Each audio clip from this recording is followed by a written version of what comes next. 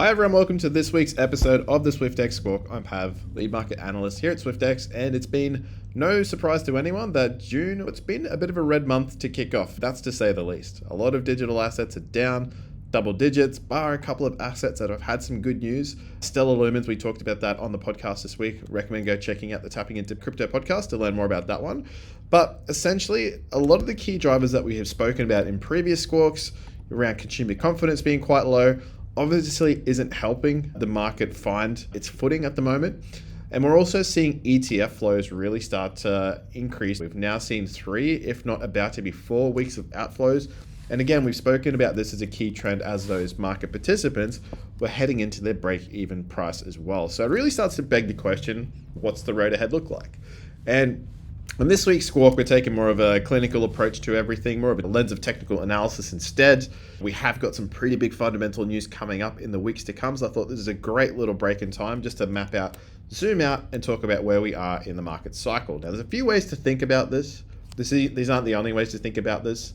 So the caveat always is you can find what you want to see in the data, but I still think it's very interesting to talk about how the market has moved in the past and if this time will be the same or if it'll be different.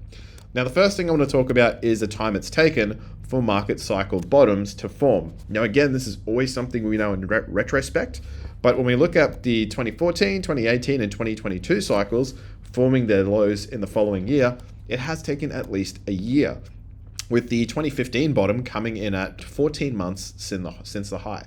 So if we use this as a range of what has happened in the past and what could happen this time, that puts us somewhere in the ballpark of a bottom forming in October to December this year. Now, again, it's not guaranteed. This time it could be different, but it's just going to show how does this size up to where we were in the past. So it still paints the picture. We've got a bit of time to go, right?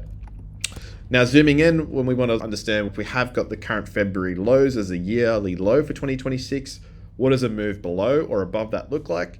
I've found that this is a good way that I've been viewing the market personally, basically a range of the highs and lows of the February month candle. We can see that the most recent period of time, during that period of mid-May, we did see the market likely incur more selling than buying activity when we did throw up above this monthly high. And when we have lost that level, we have seen the market start to really lose a lot of its footing.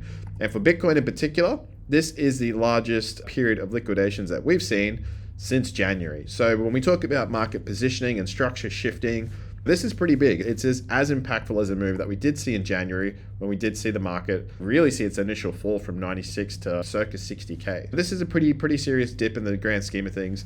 So it also begs the question of, okay, we did see a bounce after that initial fall in January and February. So what if we see the same again now, right? So this is a bit of a framework at which I'm using to understand as we approach the near the bottom of this channel, is the market going to participate and start to buy?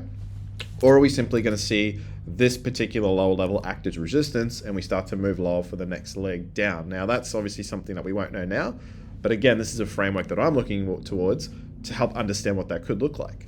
And for those wondering, this filled colored area of the chart is the 200-day moving average. It's a simple moving average and a exponential moving average, which basically helps create this ribbon-like effect. So nothing mysterious or magical there. It's purely just an average of price over the last 200 days.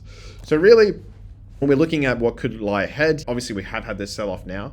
We have got some major news coming up in the next couple of weeks around interest rates and the next new Fed chair in the US, basically making his agenda known to the public. So again, I think there's quite a bit happening in the market that it's going to have to respond to. So positive or negative, we do have a bit of a framework to understand what has happened in the past, and if it's going to look the same again, or will it be different, as well as a more short-term basis framework to think about how the market could move in the coming days. Hope that you guys find that helpful, and we'll be back again next week to unpack it all again. Thanks, everyone.